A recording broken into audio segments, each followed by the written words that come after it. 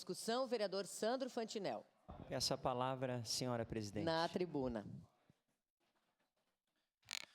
Senhora presidente, queridos colegas, a todos que nos acompanham, todos que nos assistem aqui, é uma discussão bastante importante. Eu sei que é uma discussão acalorada, mas como eu deixei muito claro a partir do primeiro dia que eu fui reeleito, que eu não seria nem posição nem oposição, mas eu seria o povo e a necessidade do povo.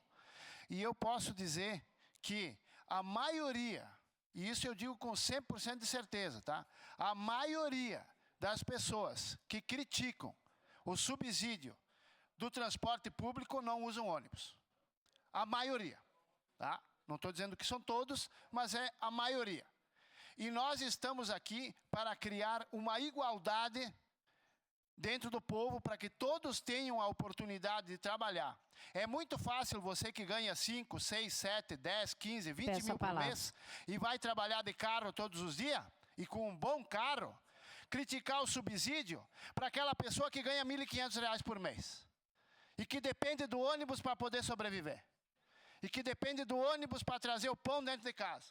É muito fácil para ti fazer esse tipo de crítica, mas eu gostaria que por um dia você se colocasse no lugar deles.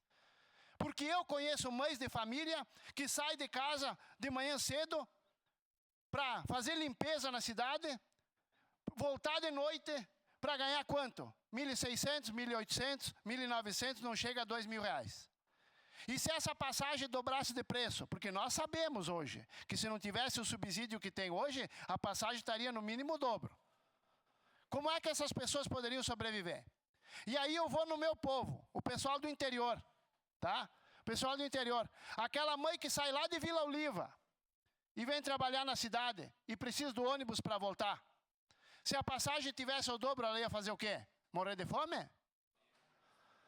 Então eu quero deixar bem claro aqui que questões que dizem respeito a fazer com que a nossa população tenha o mínimo de dignidade para poder trabalhar, para poder se sustentar e sobreviver, eu sei que a Visate tem muito para melhorar. Principalmente, como o vereador Lucas falou, na questão dos horários, que tem que melhorar a questão dos horários.